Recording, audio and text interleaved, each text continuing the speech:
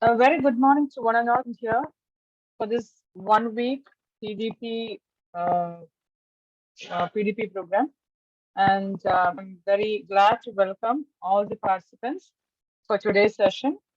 The first session will be handled by Dr. S. Belina Vijayasara, Assistant Sir, Department of BSc Computer Science, SRM IST, Rampuram, Chennai. And I'm very glad to welcome here for this program. Over to you, ma'am, for your session. Thank you, ma'am. A very good morning to one and all present here. Now I will share the screen. Thank you, Susan, ma'am.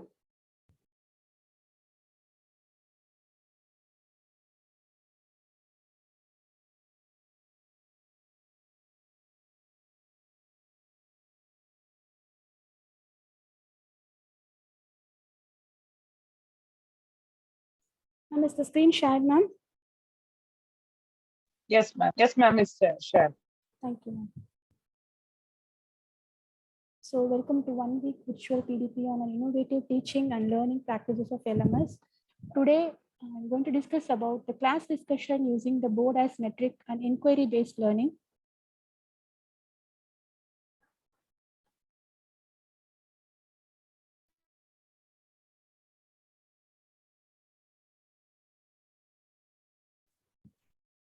So today's roadmap of presentation is the objectives of this session, why teaching using board is necessary, how to make effective teaching using board, why teaching using board necessary, inquiry-based learning, the inquiry cycle, 4 phases of inquiry-based learning, the traditional classroom versus inquiry classroom, 5 strategies to help you to build an inquiry-based classroom, inquiry-based teaching strategy is a visual concept diagram, ideas and importance of inquiry-based learning. So first, let us start with the objectives of this session. At the end of this session, we can able to know how to develop or motivate the students, to increase the participation of the students, how the instructors and students can develop them innovatively, how they can develop the positive attitudes towards teaching, leading to effective growth and development of the students. So first, let us know why teaching using board necessary. So generally, we teach using the chalkboards. The chalkboards allow teachers to maintain their greater control of their classrooms by providing a place to notice and monitor a disruptive students. The use of chalkboards also requires the classroom lights to be on, which holds students' attention and helps teacher more closely to monitor student behavior. So hence, to monitor and to monitor the students' behavior and to notice the students, how the students are, we can easily retain the attention of the students while we use the chalkboards. So these are the few methods I'm going to say about how effective teaching using board. The 3 methods, 1, 2, and 3. So in the first method, for example, if the students want to know the changes of states of water.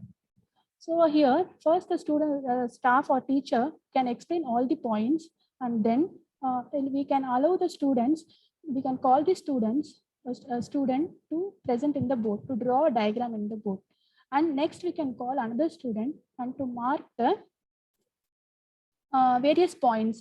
For example, 0 degree, 100 degree, and other degrees also in which the temperature varies according to the points.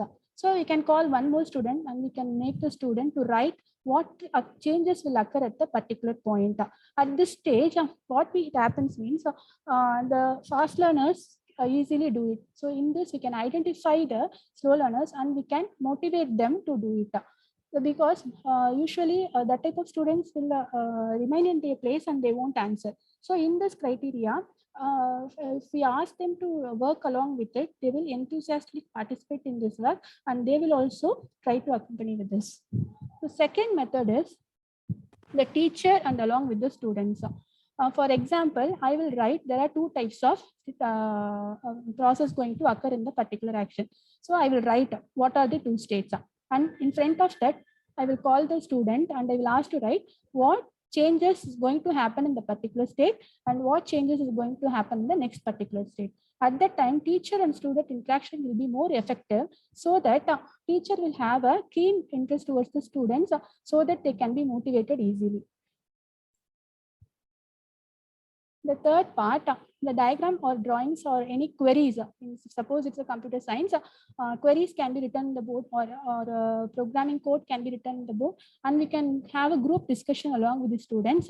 If a student call, if they have any queries, or if they call among the staff between the students, we can go and we can circulate among the students, and we can have a discussion like type also. So these are the three methods to have an effective board teaching. These can be done after teaching or during the teaching hours itself.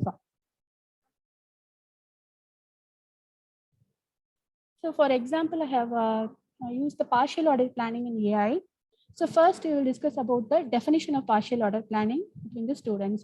So we'll define all the definition of partial order planning, why the partial order planning can be used in AI, what is the effectiveness in it. So we will explain all the things. And after then we can ask the students, we can write in the board what is partial order planning or define partial order planning. At the time we can call a student. First we can call a student who is well in writing in the board. So that the other students can have an interest towards the board. So okay, we can call one student and we can define make them to write one point in the book. So it can be decomposed, so it can work well with non-cooperative environments. At that time, the students will start thinking, the other students will start thinking, what are the next points a teacher has said. So they might start thinking about the next point.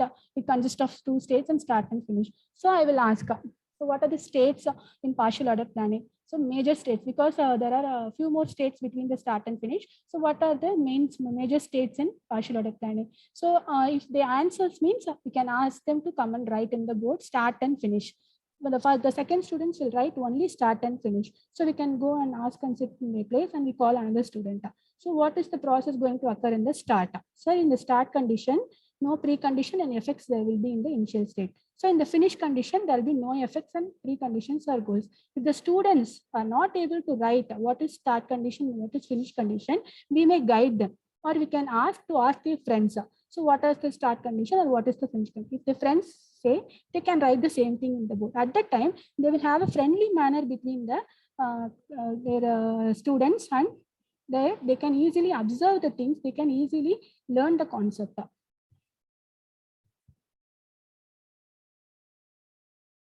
This is a sample example. So it's a shoe socks problem. So here the start and finish, these are the 2 states. So if a student has to wear, so they have to complete the process of wearing the shoe and socks. So first he have to wear the left sock and left shoe, and right sock and right shoe. And it is the partial order planner for wearing a shoe combines with 2 action sequences. I may ask, so what are the combinations can be, or action sequences can be used for wearing the shoe socks? So in this, they can say first 2 points, and after that, we can allow them to say the preconditions, or what are the effects of that particular problem. So these are the few examples. So we can set of actions, we can inquire what are the set of actions. They will come and write these things. If they are not knowing also, no issues, we can allow them to read and then write also, or discuss along with their friends. So second, set of ordering preconditions, set of casual links. So these are the few examples I have mentioned here. If I write advantages, so after these precondition and effects part is over, we can go for advantages. So advantages also same type. So if a student is not able to tell all the advantages or 3 or 4 advantages, we can start with one. The teacher can start with 1 advantages, and we can pass the code to the another students also. Those who are knowing, they can say and we can write, or if they know, they can also come and write in the board. So the board practice and sharing of information will be very useful between the students. So the solution of partial order planning. So what is a consistent plan? So complete plan, consistent plans. These are a few examples I have mentioned here. So the second based learning is inquiry based learning. So what is inquiry based learning? So it is a phrase that is becoming more familiar.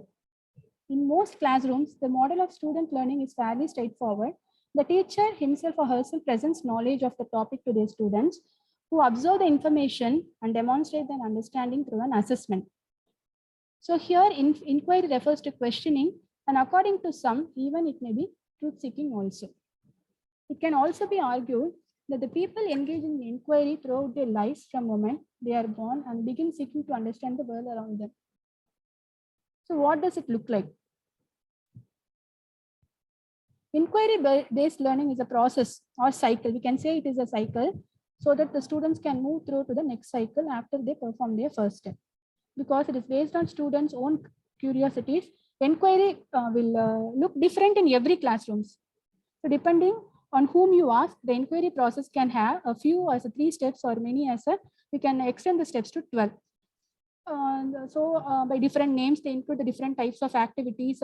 And they can pin down exactly what inquiry-based learning, and educators and scientists all seems to have the different definition of the inquiry system. So as a nutshell, we can say inquiry refers to questioning, and it can also be said it is even truth seeking also. So now next we will go for the inquiry cycle. There are 6 processes in inquiry cycle. First one is orientation. In this, students are introduced to the topic in a broad sense. They learn the basics and get the taste of some of the most exciting aspects of the subject, and their neurons will start to fire with the questions and curiosities. For example, if I am going to teach about AE means, so if the students know well about AE means, they will have the curious what additionally they are going to say. Or the students, those who are not knowing about AI, they will have the curiosity about what is AI and how it works. So first we have to create the curiosity among the students. Second one is questioning. Students ask questions about the topic based on their own curiosity. So once we will start the orientation concept, the students will also start asking us the questions very frequently. Yeah. So their own curiosities. They may predict or hypothetically they may ask the questions. Whether the question sometimes it will be relative to the studies or it may be hypothetical also. So we have to answer accordingly to the students so that we can go to the exploration or innovative steps. Next step is in exploration. Students use any resources available to them to explore information, and they can find answers for their questions. So next one is creation. Students create a product or model or demonstration to show what they have discovered and explain why they have learned it.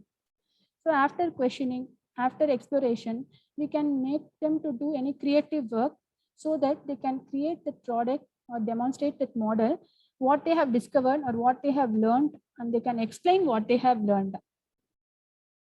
So next one is discussion. Once they question, after exploration, then once they created, then we may have the discussion session. Here, the students deepen their understanding of their own learning by discussing with their peers or their teachers. So that when we have a group discussion of 4 or 5 students or 3 to 4 students and teachers, so here the students, by discussing with their peer group, they have more ideas than thinking single person or single student. So next one is reflection. Students reflect on their learning process and determine how they ask more questions, and they also create something new. So once here they question, they explore, they will learn from various sources, and then they create their own activities and they discuss with the students and teachers. And as a reflection, a whole new concept will be developed among the student, and they will determine more questions and create something new, which will be effective their innovative thinking. So next one is inquiry-based learning is an approach that can easily accommodate, it can accommodate 5 things. First one is project-based learning, challenge-based learning, place-based education, blended learning, and other trends in education. And these are the 4 phases of inquiry-based learning.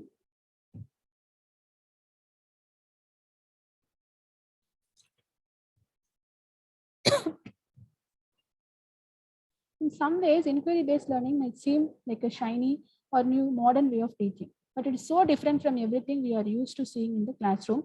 And in this way, it can feel like a huge risk because we have to interact, we have to clarify, and we have to question them, and we have to make them create a new design or relevant along with their curiosities. So it takes time, but the truth inquiry is not a new concept, but it returned the way we have been wired to learn with the start. So interacting. We dive into the engaging, relevant, and credible media form to identify a need or opportunity for the inquiry. It is the first phase of inquiry. It often produces strategies for promoting inquiry-based learning. The interaction can be ideally obtained through the formal research, through reading, social and digital media and collaboration. It can also be modeled or supplemented by the teacher provided materials also. So if the teachers provide materials, they can have that as an instruction source and they can discuss between them. And second thing is clarification.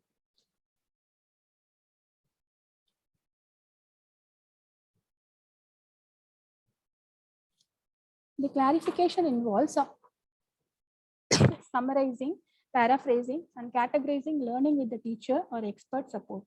This happens by analyzing data, identification, and clarifying misconceptions, and something getting feel for the scale of nature and possibility of the selected topics of inquiry. So here, the students maybe they can able to understand in familiar languages. It is looking for the answers and solutions. We can able to distinguish between the fact and opinion. They can evaluate the credibility and relevance of sources focused on possibility. The teachers in this level often they are non-evaluative and frequent. They have the frequent feedback. It provides relevant graphical organizers and the way to frame the students' thinking. So in next phase, questioning. So it has the after completion of the interaction and clarification session, we can move to the questionnaire session. Here we can ask the question to drive continued and self-directory inquiry. The questioning phase is a critical phase because if for no other reason for misunderstanding, lack of organization, uneven confidence, or inability to see the big picture surface here more clearly than other phases. Here it is alike most to be able to trust the nature of patterns of inquiry that often recursive and iterative. Here the students can develop their creativity, confident, and they become interdependent also by after interacting and clarification, the questions can be asked. The students are more curious, precise with their question. The student should be, the students generally they will be more curious in this phase and they will have to be precise with the question. They should be the self-monitored. They should have the big picture of thinking and little picture of application. Next phase is designing. Designing an accessible, relevant, and curiosity-driven action or product to the cumulative and justify inquiry. It is the final stage. Here, the learners are focused on design of solution to address the problems with manageable scale, design of logical and curiosity-based application of current understandings also. So here with this, we will go to what is inquiry-based learning as a whole. Within the inquiry process, we have simplified 5 processes that our brains do naturally. Identify, we explore, model, evaluate, and explain. Usually, we will go by the normal technique. The teachers will say whatever they want to know, whatever you want to know, or whatever they know as a regulator. So, but here the students can identify the particular point. They may explore. They may have a model. They can also be evaluated, and they explain their model by themselves. So here, inquiry-based learning is rooted in the natural process of a human being. But it is normally done by these activities. By defining these natural processes with the students, they are more aware of their thinking and more clear about the task they asked to perform. So this is the difference between the traditional classroom and inquiry-based classroom. Where the traditional classroom methods focused on mastery of content lectures, assigned readings, problem set and lab work. It is basically teacher-centered. The teacher focused on giving out information what is known. Here, the students are not asked to ask too many questions, instead to listen and repeat the expected answers. So these are the few steps we follow for the traditional classroom method. But in inquiry-based method, using and learning content, develop information processing, and we can develop their problem-solving skills also. It is generally student-centered. With this, the teacher will be acting as a facilitator of the learning. There is more emphasis on how we come to know and less what we know. Students are more involved in the construction of knowledge through active involvement. So he or she refers to teacher, is constantly alert to learning difficulties and guides learners when necessary. The teacher may ask why, how do you come to know, and what is the evidence, and these types of questions they can ask. Or here, the teacher makes student assessment an ongoing part of the facilitation of a learning process. They can give an assessment in the classroom itself, and they can create a query or create a problem, and we may ask the students to solve that particular period itself, so that it will be a part of assessment to facilitate the learning process also. So these are the 5 strategies to help to build our inquiry-based classroom. Don't always answer student questions. Spend more time on project and less time on lecturing. Accept that no 2 classes will be the same. Include time for reflection at the end of every lesson.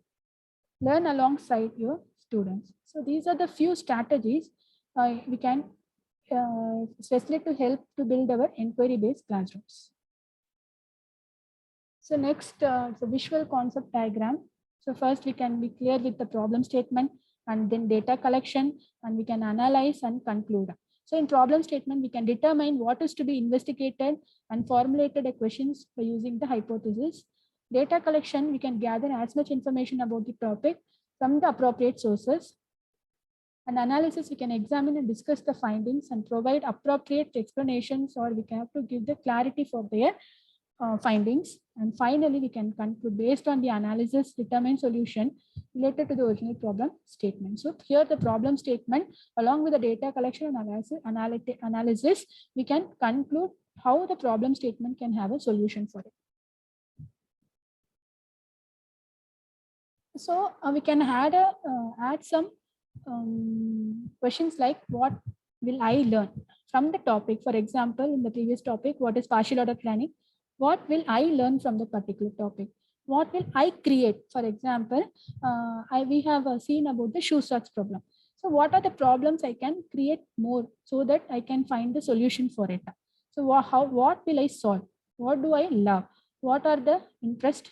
And how can I make an impact for the particular problem or creating? So these are the importance of inquiry learning. The importance of inquiry learning is that the students learn how to continue learning, because in some stage the students will have, okay, this much we have learned and there is nothing to learn beyond it. So at that time we have to create the curiosity, or we have to develop the innovative and creative ideas, so that they have to continue their learning process in the next stages also. So this is something they can take with them throughout the life, beyond a textbook, beyond the master teacher, beyond college to a time, and they will often be alone in their learning. Even they stand alone in their concept, they can learn in their process also. So thank you. Is there any queries?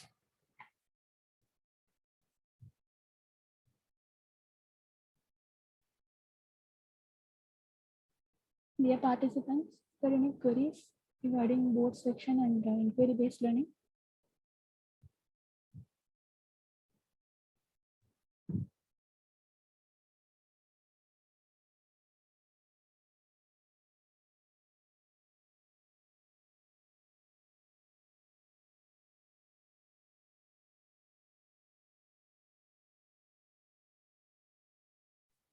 Thank you, participants.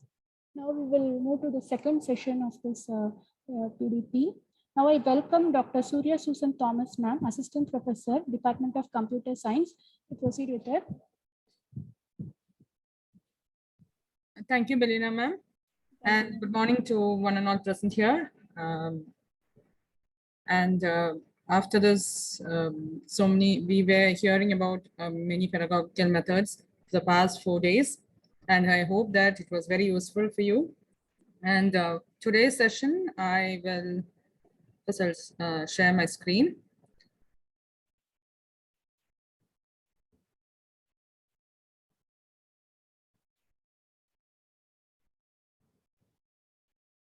Is it visible? Oh, yes, ma'am. Okay. So my topic, I have nearly 4 topics today. And the topics are differentiated instruction, hot seat, 60-second strategy, and pop quiz. And we'll go to the first one, that is the differentiated technique.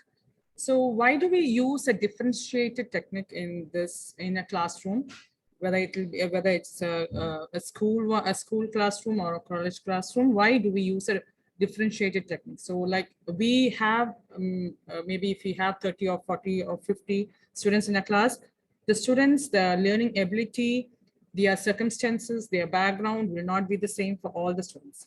So it is, we as a teacher, we have to be aware of that. If as a teacher, we have to know, we should know what, in which circumstance a student is coming, and or the learning capacity, the grasping capacity of a student. We will understand maybe within a month after joining the class, we will understand that the class is having a variety of students with different learning abilities and different interests. So to make the session, or to make the live class more lively, or the concept to be understood by the student, we have to use a pedagogy known as differentiated technique. So here the main objective is to engage more students and create the best outcomes for entire classroom with this differentiated instruction. That is not only for the very good ones, or the genius ones in the class. We should make it more creative and more interesting for the whole class. That is, if we have 60 people in the class, if we are telling, after putting an assessment, if we are telling that I have 100% pass in the class, but are we 100% successful in creating 100% pass in the class? Because the top ones, or the best in the class, will be getting, out of 100, he will be getting 95. And the student, if it's 100% pass, the student who is very is not that good in learning, he might be getting only 40%. So, and the topper is 95%, and the just pass mark is 40. He would be, or maybe he, with moderation, he would have passed. So it will be 40%. So is it fair? As a teacher, when we look into that concept, that technique, if you tell, okay, we have 100% pass in the class, that evaluation is not fair. So we are aim we are in the teaching profession. So as a teacher, we should make it a fair concept. That is, we should go inside, find out why that particular student is having only 40%. So maybe he is good in drawing, but he is not good in writing. Maybe he understands a technique or understands a concept, but he is not good in delivering it in a paper.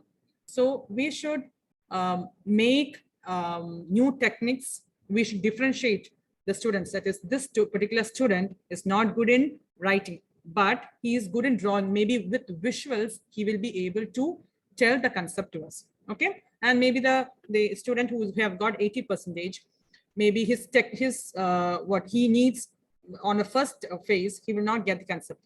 That particular concept has to be explained to him 2-3 times, or with some other audio clips or some other video clips, it has to be explained to him. So the variety of understanding, or the capabilities of different students are different. So the teacher should understand it and differentiate each category. That is, we have to put a category for a group of students. Maybe it's group one. Group one means the students are the very top students. And second is 80 to 90%, or 75 to 90%. Then the third category is the 60 to 75%, and the other one is 40 to 60%. So we have to categorize in that method. So if we categorize, or if we differentiate it, and we put our effort on the group, that is, if you put the effort to each group directly on their abilities, the outcome will be the best. So that is the main concept of differentiated technique. I hope most of the teachers have who are here inside this class, inside this program, I think they would have done concept or done some techniques related to this differentiated technique to make their students come up with their studies. So, and the objectives are, differentiated instruction means that the teacher anticipates the differences in students' readiness. So when we go inside, or when we go to a group, that is a fourth group, that is I talked to him, I understand that these students will have more visual abilities. That is, he don't want to write. He will not understand. He cannot mug up certain things. So if he cannot mug up or if he cannot write it, he will be just he cannot write the concept correctly. So what will we do if there is nothing in the paper? Will not give marks. So, but we will tell him, okay, you draw the concept, you visualize it and put in the paper. Okay, and then we will give you the marks. But every minute details has to be visualized. Then we will give you marks. So we have to encourage them to do something like that. So that is, and the students in that category will come up in their studies or in their concept or to understand a particular concept in the subject. That is the students' readiness. Their interest will also go up. The students who are in the fourth category, they will come up and their marks will go up, and also their ability to speak up also will go up. And their learning profiles also, obviously the learning profiles also will go up if we use this differentiated technique. Now, why is it important?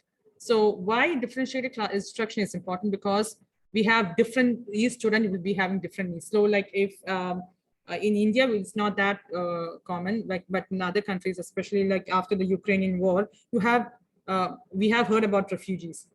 We have heard about the illegal immigrants. So these students, their backgrounds will be different. So, and once they join a particular class, class or classmate, either it be in a college or in a school, their learning capacity, their learning enthusiasm will be less. So we have to understand why it is less. So then we have to differentiate and put the effort. So they have different needs. They come from different educational backgrounds, have different attention spans and interests, and have different language abilities, have different cultural backgrounds. So especially when we are in Chennai, we have students from different backgrounds and different religions, not religions, from different regions. Especially some students are from the north, and when they come to Chennai, they will not be understanding the particular language, Tamil. So we have to help them. We have to maximum, we have to try to speak to them in English, and then so that it will be easy for them to grasp the particular subjects. Then what are some differentiated instruction strategies? That is, the teachers can differentiate into content, process, product, and learning environment. So what is this content? Content is, we have to adapt the content to the students according to their interests, according to their age, academic readiness, and language proficiency. So that is, we have to, certain students will be in a different category. That is, they'll be good in language, especially in the computer science. They'll be very good in language, that's in the programming language, and some are very good in the tools. So those students, when we give a project, we have to differentiate. We always do that. We differentiate the students. Okay, this particular student is very good in tools, so he's very so we will tell them to do a project using a particular tool, and the other student will be very good in some database. Another student will be good in the programming language. So we actually differentiate these students, and we give projects. We should give works according, so that the particular work will come out very well. And process is individualized, then pairing small groups and whole groups. So like if we can divide them into different groups, we have to divide them into different groups, because their capabilities are different. Then the products, that is videos, photos, writing, oral presentation, graphic organizers, projects. So I was telling that if a particular student is very good in creativity, that is, if he is very good in drawing, in visual media, let him put the answers, let him give the answers in that format. Okay, and the other student who is very good in writing, he may be very good, he can learn and just by heart and produce the answer. If he is good in that, let him do that. So you have to give the the freedom to do that, and make sure that the particular concept is there in the paper. You give him the marks of particular paper, that concept is there in his outcomes. Give him the particular result. Effect is safe environment. Students are free to make mistakes. Students feel accepted, positive feedback. So when you say that, when you give that, okay, it's fine. Even if I give you the freedom also, you can make mistakes, but it's okay. But you have to improve. You have to give advice. You have to give suggestions. Then always the outcome will be a very good positive feedback. And what are the benefits of a differentiated instruction? It is beneficial because it helps educators connect to different learning styles. and it gives all the students the opportunity to keep pace with learning objectives. Okay, we have certain learning objectives. We have the Bloom's taxonomy, and we have all those taxonomies. So we have to make sure that it is these the students have to keep the pace in with the learning objectives also, plus they are learning capabilities. So we have the experts saying about many experts have come up with different the definitions for differentiated instruction, or how it has done tremendous changes in students. So the differentiated instruction is dynamic and organic. The differentiated learning space, teachers and students learn together. Students focus on learning the course content, while teachers tailor the instruction strategies to student learning style. So if a student is not good in what theoretical part, you don't have to go and tell him learn this, learn that concept by heart. You don't have to tell him. You give him one a particular diagram, a particular picture. He will grasp it very easily. The differentiated instruction is really a way of thinking. It's not a pre-planned list of strategies, and oftentimes it is making decisions in the moment based on this mindset. And it is organizing that fair doesn't always mean treating everyone equally. It is recognizing that all of our students bring different gifts and challenges, and that educators, we need to recognize those differences and use a professional judgment to flexibly respond to them in our teaching. So like, we cannot just throw them out like, we should not tell that you are not fit for this, you're not fit for this project, you should not do this project. You should find out a way where he will be good in that particular work. Okay, so that is our ability. Now, so how do we implement it?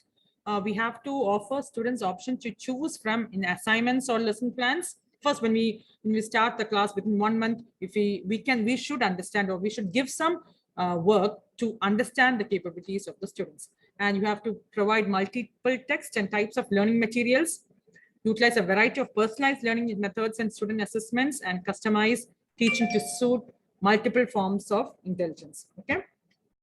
And the next concept is, we have finished, we have come, it's a very wide concept, but for our session, differentiated learning instruction has come to an end. Now we go to a next topic. It is known as hot seat.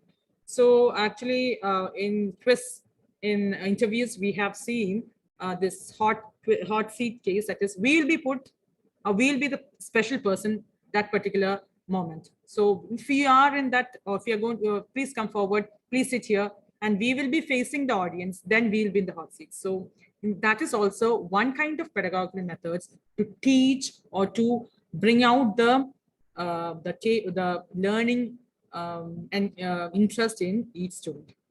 So how do we do that? So what is hot seat? It is you are put in a seat. You have to face the classroom. Okay, the other students, that is, and you're facing backwards to the board, and the teacher also will be there, and you will be put there, and you will be asked certain things. Okay, and from that you have to get the concept, or the particular student sitting there, the other students will be giving clues, and you have to give the particular word, a particular concept, what are they trying to tell you. So that is the concept of hot seat. It is classmate asks open-ended questions to the character in the hot seat, or to many different characters. So, but here we usually have one person in that particular seat. And why is it used? Because it is to teach spoken about a descriptive text. So if we have, if you are talking about a particular concept, that is header files. Okay, the teacher has written that. How do we implement it? Is that the teacher write it, it's on the board, and we select a particular student, and he has to face, he should not face the board. He should face his classmates, and he should be seated, or he should be standing in a particular place in the class. And he has to face his classmates, and the classmates can see what the teacher has written on the board. Imagine it's a header file. Okay, so that the students in the class has to give clues. Okay, they should also the students also should also know what's a header file, and the particular person who is standing there also should know what's a header file. So the students in the class will be giving clues about header files, but they will not use the word header files. So, but we have seen this concept in games, but this is actually a pedagogical concept.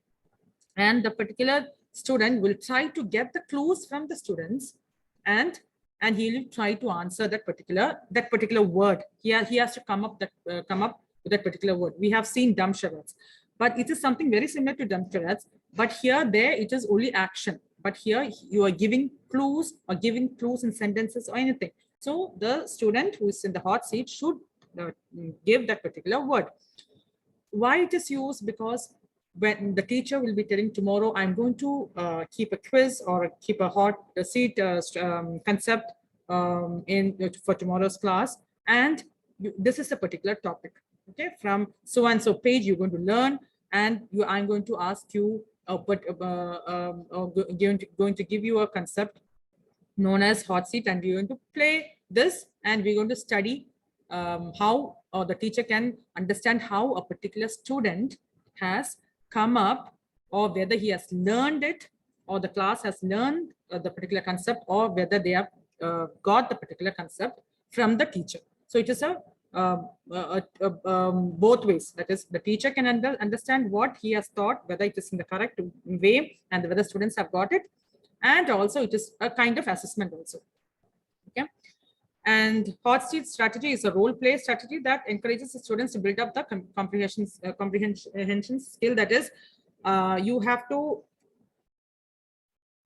understand the concept very well, because the particular person who is in the hot seat should understand each and every sentence which his friends are going to tell him, so that he should be able to give that particular word written on the board by the teacher, or given by the teacher. So how do we implement hot seat? It's a vocabulary game that stimulates vocabulary at a rapid rate, and also it sheds away the shyness in a particular student. It is, if a student is very shy, he will not feel like coming up in the class and talking to the class. So we can shred away the shyness in the class, of a student. The student can be more smart if he regularly introduce this particular concept in the classroom, and the level of understanding, the level of the readiness to learn by the students can also be understood by the teachers by this concept. And even the shy students participate, because everyone gets a turn in sitting in the hot seat, and everyone faced the teacher except for the student in the hot seat.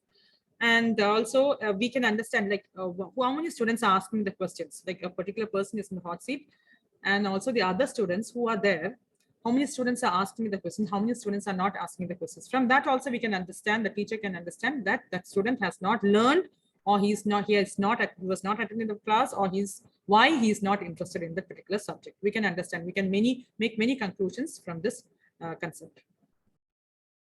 So this is the concept. How do we do this? How do we play this hot seat? So I have already explained it with examples. Now we're going to see another concept known as 60-second strategy and pop quiz. For this 60-second strategy, that is, we have three things in 60-second strategy. It is, I give a particular concept for 60 seconds, that is a concept, and I give only just 60 seconds, that is 1 minute, for you to think about it, and you have to write it out. Okay, you have to write it out, or you have to tell it in the class. You have to come out and tell it in the class.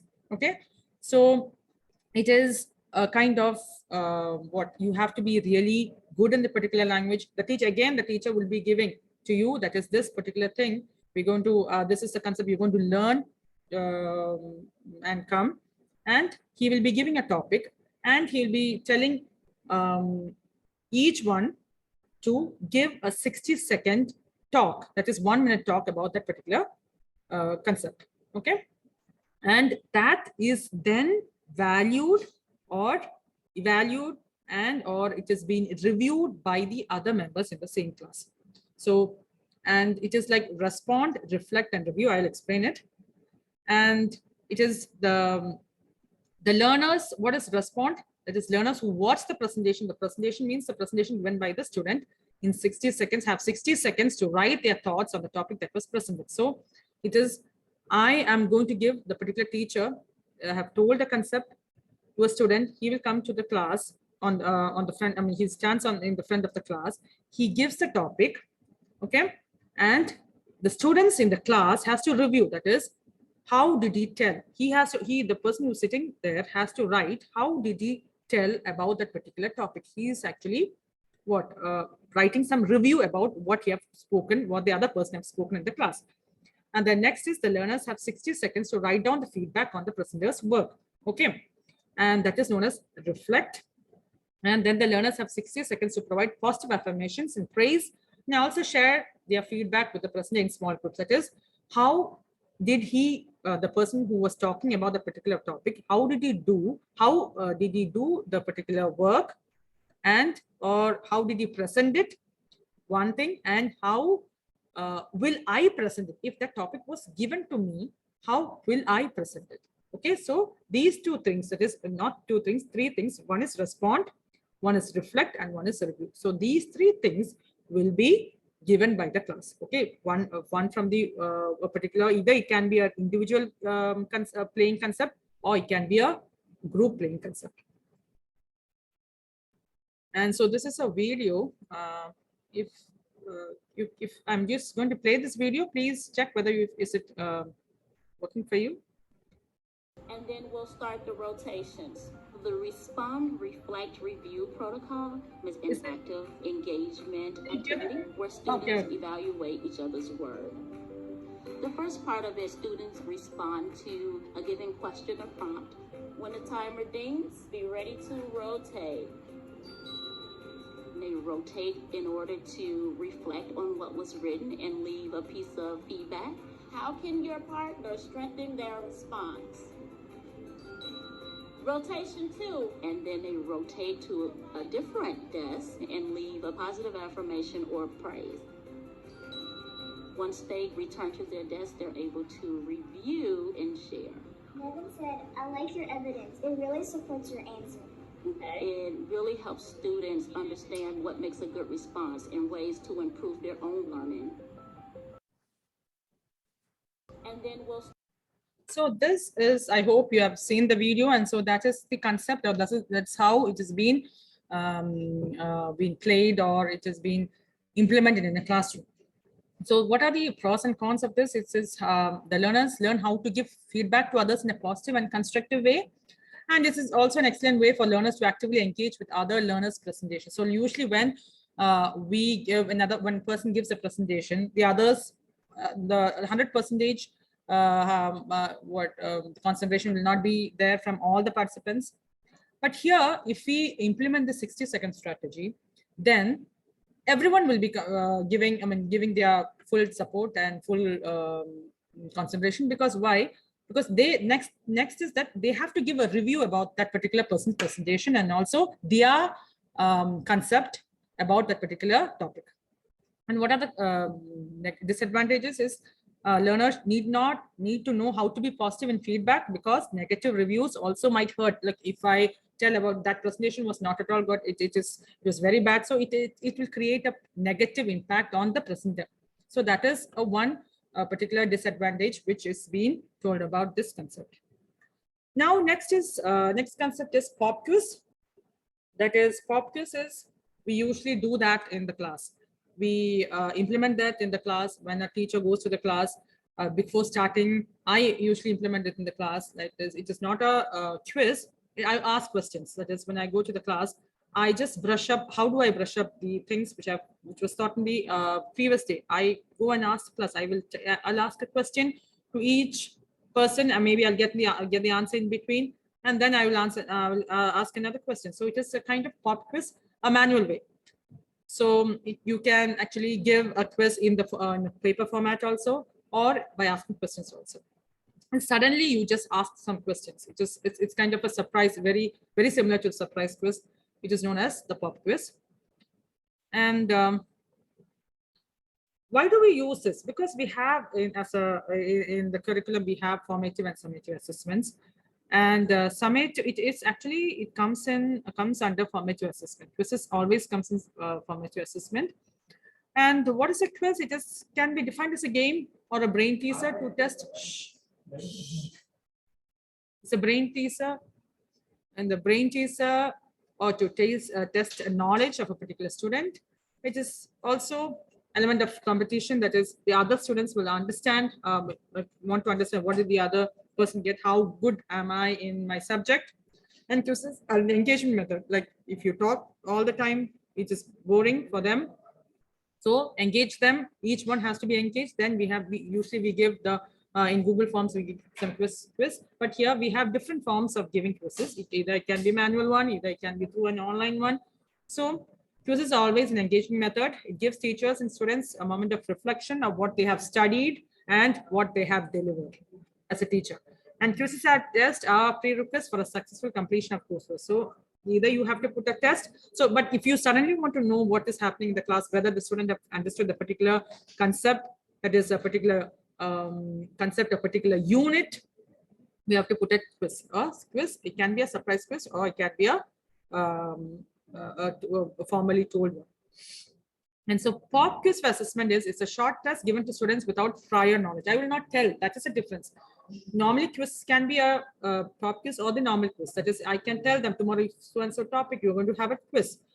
This is pop quiz is suddenly you stop your class, if your particular hour is for 45 minutes or 1 hour, you stop the class by 45 minutes and you start quizzing now, you start the quiz by after the 45th minute, you can start the quiz. So it's a sudden one so that you can understand how many were concentrating in the class, how many have got the concept. It is an announced or surprise quiz to understand the student's level of knowledge intake during the class, and it is positive influence on the students. That is, okay, if I'm able to answer, the student we understand that if I'm able to answer, okay, I have got this concept, I have understood this concept, okay. So he is also evaluating himself. Then advantages, it is simple and effective. It's deeper level of understanding the concept, easy and slow method, but great impact at the end. And reduce the rate of memorizing of facts, encourage students to learn in a more constructive way, and keeping students up to date about their particular subject. It is added value. Students score more and more, also gain more knowledge. What will happen? It is, even though it is a small concept, it's a small pedagogical concept, it has a very good impact at the end. When you write the summative assessment, the student will score. If a student who is regularly participating in the surprise quiz or the pop quiz or unannounced quiz, he will score, he will come up in studies in that particular subject. That is for sure. Because this research have shown that it is having a very good impact. And disadvantages, it is in some cases it might increase the examination tensions and stress. Oh, we're going to have tests tomorrow, we're going to have we'll be having a surprise test today. So in some cases it might increase the tension, and it is sometimes in some cases it is not a fair examination evaluation because the student will not be able to do, he will not be in a mood to do it. So okay, for a particular day it will not be a fair examination evaluation. So, and I will go take you to a concept known as, either this is the way, that is, this is how you do manually, you distribute the test in a paper. But here now, since we are all in the online mode, I will introduce a new concept known as, not a new concept, it might not be a new concept to everyone. I will introduce a concept known as quizzes.com. I will take you to that particular site. First, I will stop this presentation.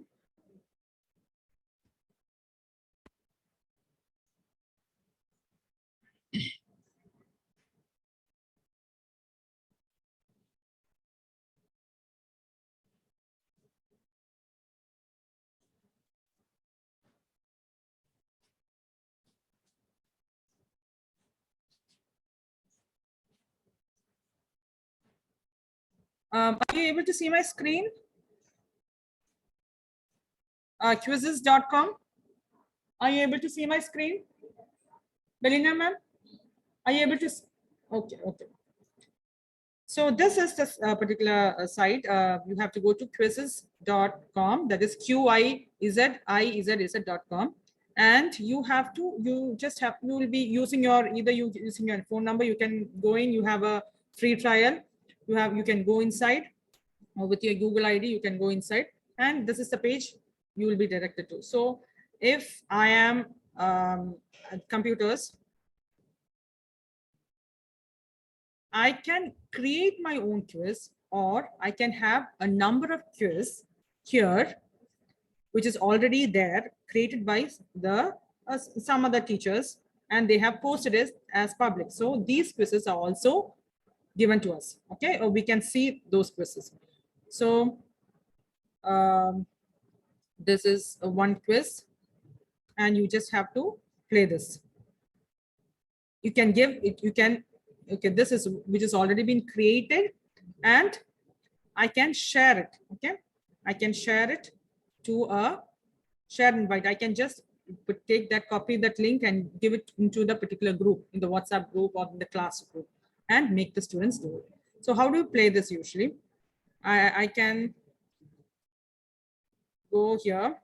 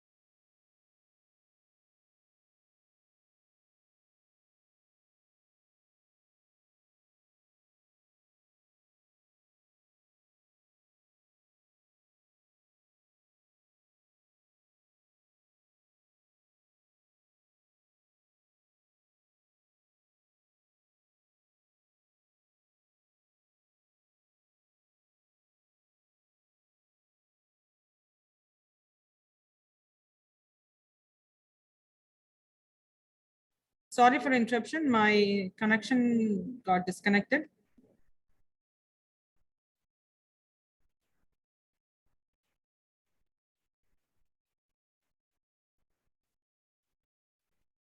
Ma'am, is it visible? Yes, sir. Okay.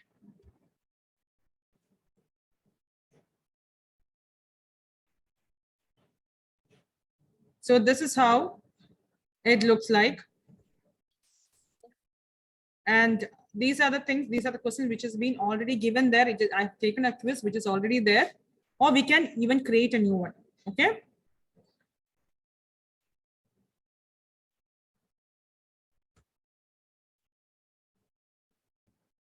What is an email attachment? I have to click the answer.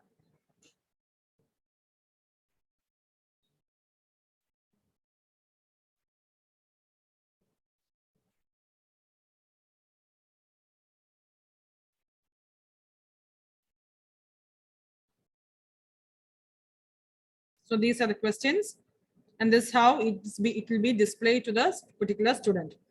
Okay. And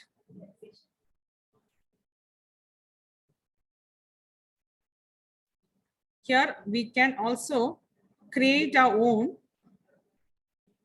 quiz also. Here we can create our own quiz also, that is new quiz. And you can choose a subject quiz name, team quiz 1. And we can choose a particular subject. It can be computer, it can be science, or anything. And we can decide whether it is a multiple choice question, or it can be fill in the blanks or match the following. We can choose any concept. So first one we're going to create, that is what is photosynthesis. Okay. And you can it's a plant concept, an animal concept, none of the options, and it is a plastic. Some options we can give, and then we can have to give an answer also. Okay, so we have to click and select and tell that this is a particular answer, and then we can go to the next question. Okay.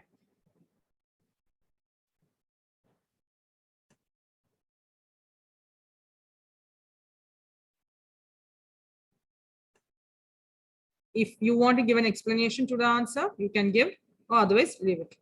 And you can add image, you can add audio, you can add video, something like very similar to the form, Google form, but it is more creative than the Google form.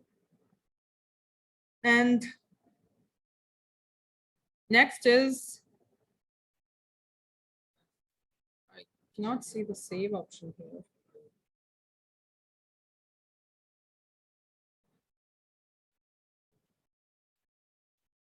Actually, down part, you can actually see a save option, but here I cannot see.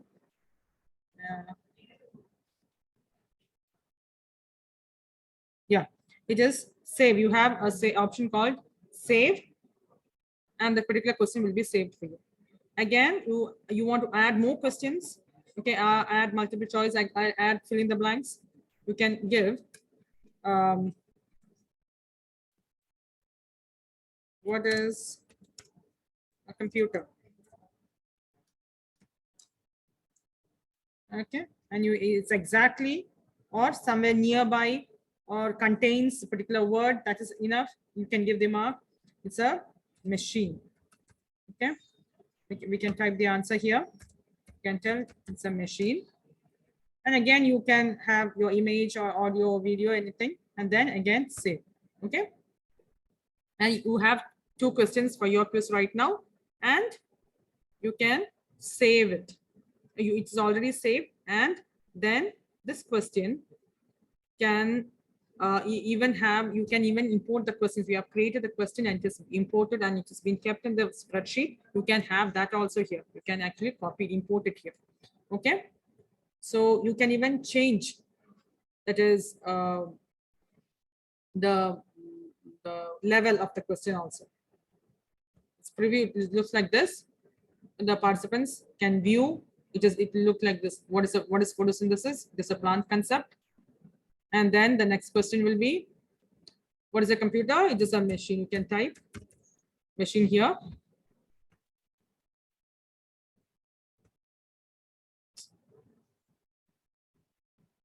You can type the answer here and you can go to the next question also. Okay, so this is how this quiz looks like. Okay, and you can have, again, you can have you can create a new question and then you can upload it. Okay, you can upload it, and it is settings you can change. It is university also. You have university concept also here.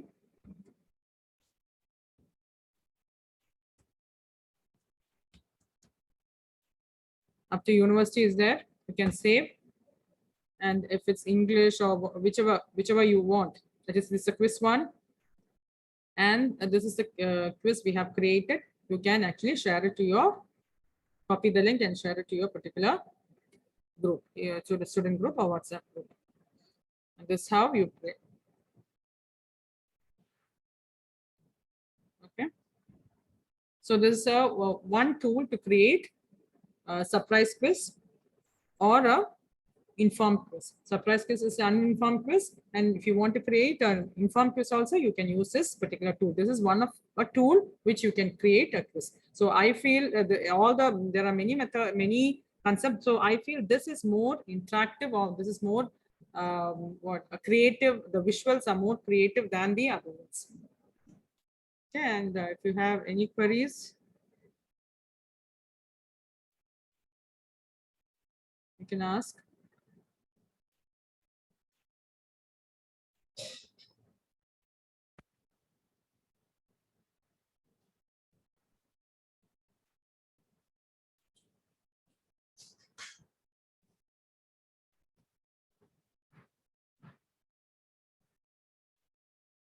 Yeah, thank you all. I hope there is no question, no queries. Thank you one and all for your patient listening. Thank you.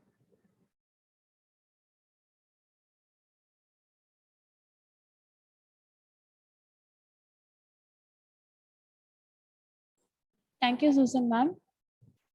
So an attitude of gratitude brings great things. The 2 most powerful values are patience and time. So it's my privilege to propose the vote of thanks on this occasion. I, on behalf of SRM Institute of Science and Technology and the entire fraternity of the institution, First of all, extend my most sincere thanks to Almighty.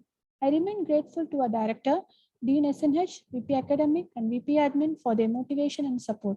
I am very much delightful to thank our HOD, Dr. S. Umarani, Professor and Head, Department of Computer Science, for her guidance in all the endeavors. And I would specially thank my colleagues in the department for their unflattering support. My deep sense of appreciation and thanks to all the participants who chose to be with us and attended the PDP with great enthusiasm and made it a successful event. Once again, I thank you all for being with us this morning. Have a wonderful day ahead. Thank you. So, dear participants, all of you turn on your video for photo session.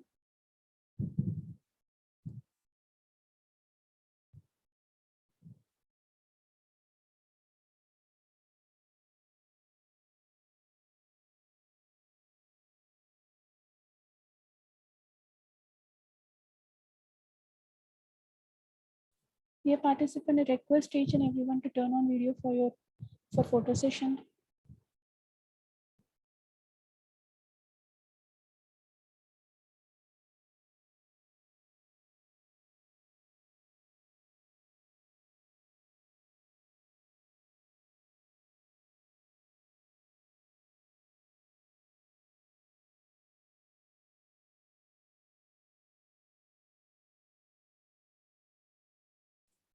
Thank you, participants.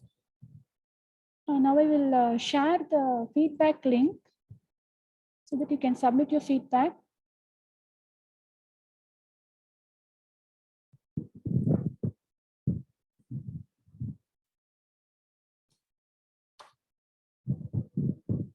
So I've shared the feedback link in chat box. Kindly fill the feedback link. Thank you.